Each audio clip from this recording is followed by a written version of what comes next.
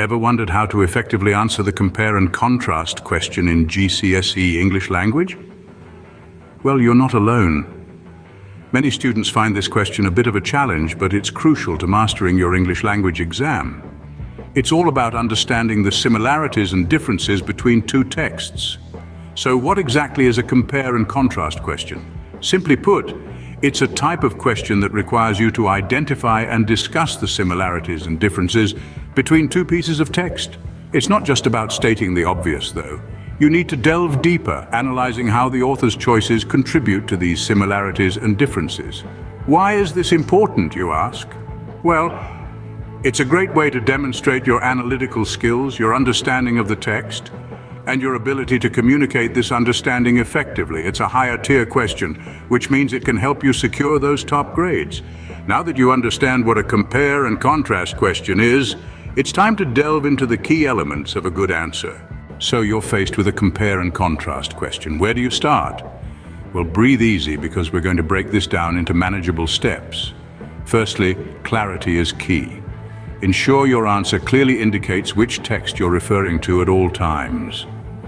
This eliminates any confusion for the marker and keeps your thoughts organized. Secondly, remember to support all your points with evidence from the text.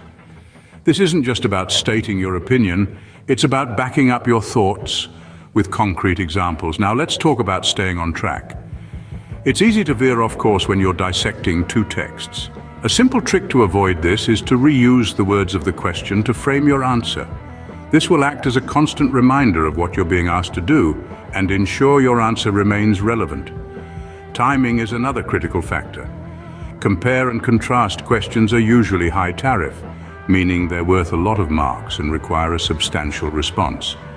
Therefore, you need to manage your time effectively to ensure you have enough time to flesh out your answer. Lastly, even if you don't have the same amount to say about each text, it's essential to give reasonably even consideration to both.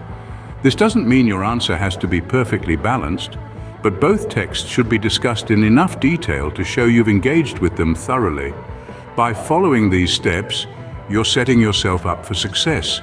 But remember, this isn't a magic formula. It won't work unless you do. So get out there and practice. Use past papers.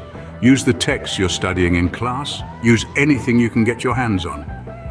Remember, practice makes perfect. The more you practice these steps, the easier it will become to answer compare and contrast questions. You've written your answer, but how can you be sure it's a good one? Well, it's all about checking your work. This isn't just a quick glance for spelling mistakes. It's about making sure your answer hits all the right points. Did you use evidence to support your answer? It's not enough to simply state your points. You need to back them up with concrete evidence from the text. And what about the focus of the question? Did you respond to it, or did you go off on a tangent? It's easy to get carried away and lose sight of the question's main focus. Keep your answer framed around the question. Did you consider points from both texts? A balanced comparison is key. And don't forget to make it clear which text you're referring to. It can be confusing if you jump between texts without clear transitions.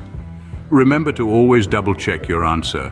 And don't forget to stay curious, keep learning, and share this video with your friends to help them ace their GCSE English language exam too.